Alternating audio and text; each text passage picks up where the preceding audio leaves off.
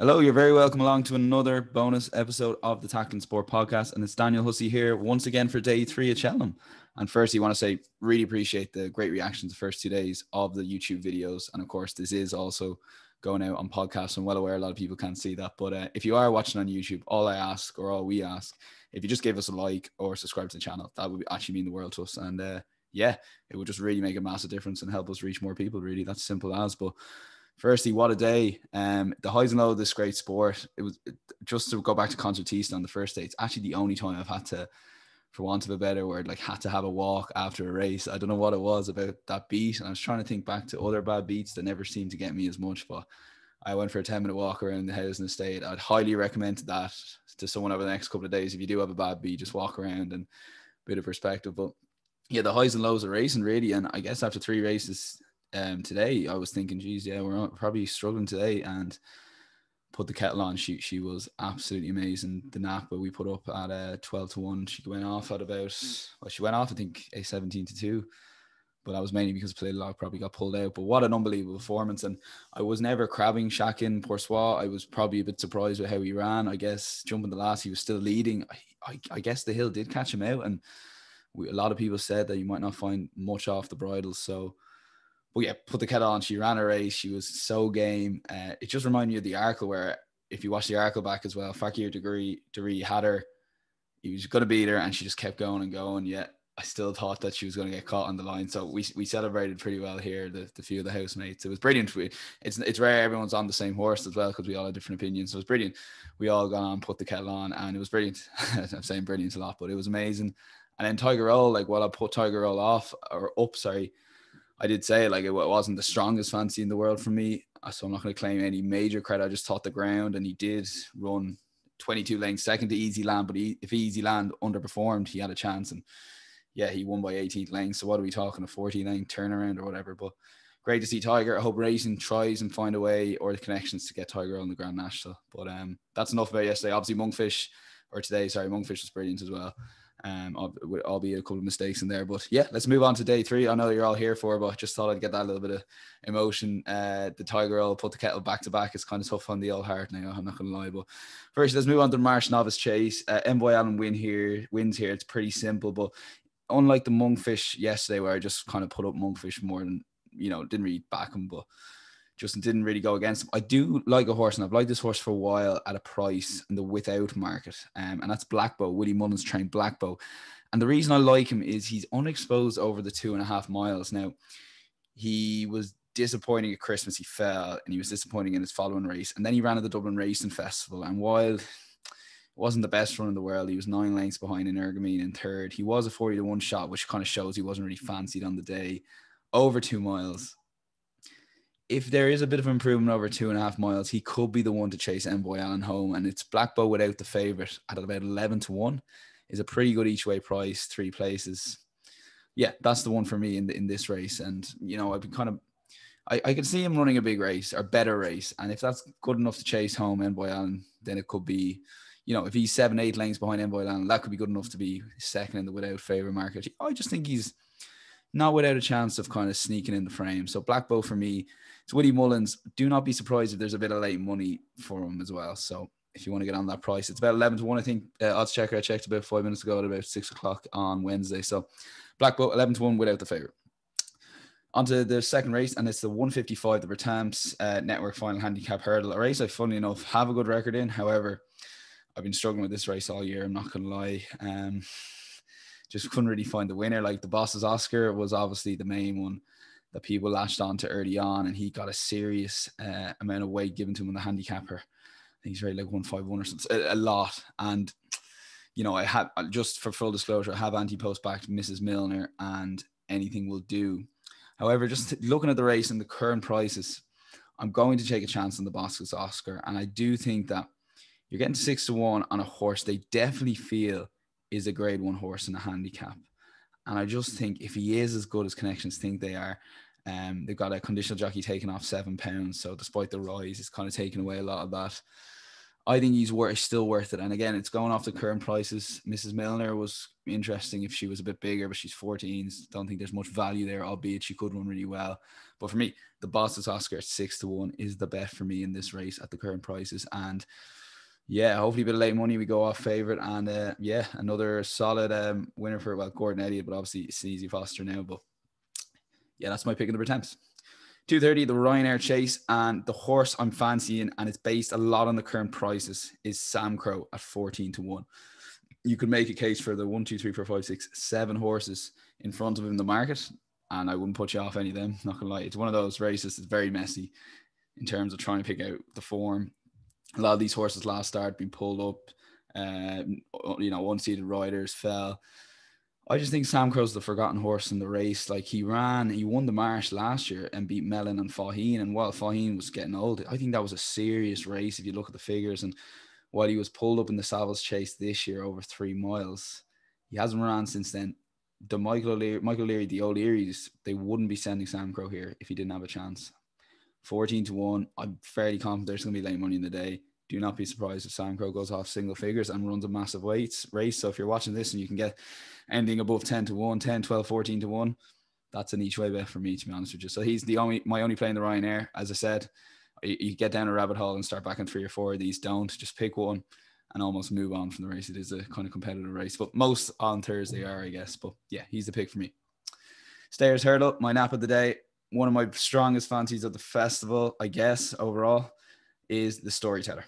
Now, I've kind of made this case a lot on the Tackling Sport podcast. If you listen to our previews, I won't spend too long as it's a bite-sized video. However, if you do want to watch them, they're all available on our YouTube channel or wherever you get your podcasts.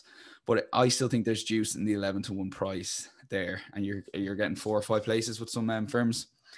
The reason is, like, Sire de Burley is a good starting point in this race. Sire de Burley is 11-2, 5-1 second favorite. Okay, why is the Storyteller bigger? The Sire de Burley beat the Storyteller last year, giving him weight. So, like, there was 3 or 4 pounds in it, and he won by like a length. So you're talking about 4 lengths to make up there, basically.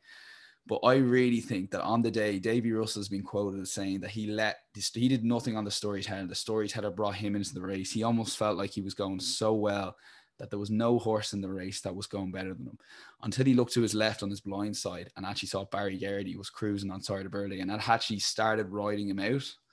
And I just think he got a kind of length or 2 head start in momentum. And while the Storyteller, I think, jumped the last a little bit ahead, Sire de Burley was building up that momentum. And the Storyteller almost had to kind of build that momentum from scratch, having cruised into the race. And I think it's great cruising into a 2-mile champion hurdle on the bridle. But however, I do think on a 3-mile race, you need to be kind of pushing out a little bit further from home. And while on the day Sire de Burley deserved to win, I did think that Storyteller on another day could have beaten him. And over Christmas at Leopardstown, albeit, like, I don't think either horse were fired up. Florin Porter won the slowly ran race over 3 miles in Leopardstown, and the Storyteller came from behind in a slowly run race, made up so much ground against Sire de Burley and beat him on the line to get second. And again, like I said, I'm not saying that either horse was primed and ready for that race, but it does show you the signs. And look at what Storyteller did since then. He ended up coming second in an Irish Gold Cup, and jumping the last, you really thought he could win it. And he's one of those unique horses that can go over fences and hurdles, and he can adapt. And if anyone has concerns that his last run was over a fence, the Pretemps is the same course as the Stayers Hurdle, and there's 2 hurdles in the final 7 furlongs, so it shouldn't be an issue, to be honest with you. And one more thing to say, the reason I'm basing a lot of my analysis of this race on the Pretemps, on the Pretemps last year, is it was ran 2 seconds quicker than the Stayers Hurdles was last year. So while, Lisnagar Oscar was a good winner of it, I do think that Pretemps was stronger form with 2 really good horses inside the Burley and the Storyteller. So while I think Sire de Burley would really challenge, I really like the Storyteller. I think he'll travel really well into this race. I just think the way the race sets up is going to suit him. So at about 11-1 mark, I really think that's a strong each way bet, similar to my put the kettle on bet, in the sense that I really fancy them by each way. Like, I do think there is potential that a Paisley Park, a Fury Road, like, it's a cracking race, don't get me wrong, but I'd be fairly confident the Storyteller will be there in the frame. And if you can't find it up the hill against the horses, so be it. But I think we'll get a good run for our money. So Nap is the Storyteller in the Paddy Power Stayers Hurdle. Moving on to the Paddy Power Plate Handicap Chase. Good way of sponsoring, just back 2 races in a row, I guess. And you can't look past the Shundra, I guess, 9-2, wherever he's around 92 mark, wherever he's getting declared, you'd really fancy him. But At the current prices, I'll take a stab at Sully Doca. I think the good ground should really suit this horse. He's at around the 12-1 mark. He won a handicap chase back in October, and the form's out from that is working out really well. And each way price, he'd be my fancy. Now, it wouldn't be my strongest fancy of the day, let alone the week. But at the selection, I don't like really putting up a favourite in the handicap at around the 92 mark, which the shunter, albeit he should go well. You know, there's a few good horses in here. But yeah, Sully Doca is my fancy at about 12-1 each way. Mare's Novice Hurdle, I'm not going to desert Hookup, who I actually backed at fancy anti-post prices about 10-1. She went all the way into 5-1 for the Mare's Novice Hurdle. Now she's out to 15-2. So God only knows what's happening to that market at the moment. But it's mainly because the likes of Rosie Hollow, Royal Cahal, Glens of Antrim's been backed. It's a really deep Mare's Novice. However, look at Hookup's run in the Leopardstown race that she ended up losing to Appreciate in Ballyadam. And obviously that form has worked out tremendously now.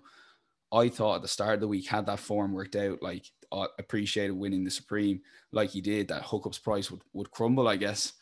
Maybe the yard don't really fancy her. Maybe your jumping's not great, which it isn't.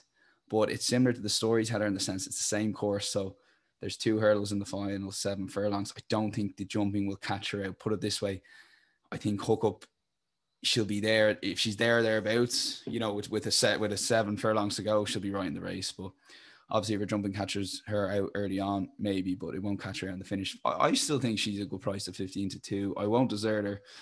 Like, people made the forms worked out and tell me something, girl. She could run well. Like, there's loads of good mares here, so maybe it's not as strong a fancy as it was this time last week, because I would have been pretty sweet on her. But I'm not going to desert her. Like, I know, like, for example, Armax. I don't know why this springs to mind, but I know I backed him at 10-1 anti-post for last year's Cheltenham. He went into 6s, and I think on the day he was 10-1, and maybe late money came from you. Just the markets are a bit mad at the moment, so I won't desert Hookup. Sorry, I'll put her up at about 15-2 mark, which I think is a good price.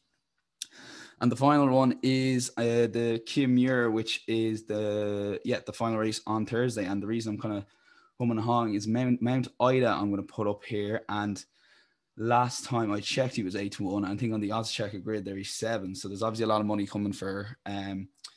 I think this is a mare that's going to stay. Yeah, there is a lot of money. Jesus, yeah, just looking at the blue. But yeah, I think this is a mare that's going to stay. She ran really well over 2.5 miles in heavy ground last time out. I think the step up in triple suit. She's got Jack Kennedy on board. There's other horses here. Some we've run last year's Kim Muir. I don't know how great last year's Kim Muir is working out in terms of form. Look at Milan Native in the Ultima, for example. Yeah, I like Mount Ida now. She's actually been really backed here, but I still at 6-1. I think she can go really well. It looks like the yard kind of fancies her, judging by the money. That's almost like a live update there. Sorry, I got a bit shocked looking at the prices. But yeah, 6-1. She's a good price. Someone like Holden Oat, like I was looking at, I have question marks over him staying the full 3 miles, over 3 miles in the Kim Muir. But so I make mine out of a bet there. But just to recap the selections, I'm going to go for Black Bow without the Fav in the Marsh Chase. I'm going to go for the Boss's Oscar in the Pretemps at about 6-1. Black Bow without the Fav, sorry, was 11-1. Sam Crow 14-1 in the Ryanair. The Storyteller at 11-1. That's my nap of the day. And these are all each way bets, to be honest with you. It's a pretty big price picks I'm picking. So you got in the 340, 415, Hookup at about 15-2 mark, and Mount Ida at about the 6 or 7-1 mark each way. And for anyone liking an each way double, I'm going to go for the Boss's Oscar in the Pretemps and the Storyteller in the Stayers Hurdle. But that's it. Listen, really appreciate you guys listening. Got really good feedback from the videos. Personally, I really enjoy doing them. Really enjoyed watching Cheltenham over the last couple of days. Hope you have too. Most importantly, just enjoy the racing. As I said, some really competitive races tomorrow, and you don't need me to say, obviously, be careful with backing and don't get too disheartened like myself. Go for those walks if you need to. But I'm hoping you're enjoying as much as we are here in the house. We've got a couple of us watching the races. It's been great crack. But yeah, appreciate it. As I said, like the video, subscribe would mean the world to us. But if not, all else left to say is thanks a million for listening. And I'll probably come on again for day 4. So all being well. Cheers.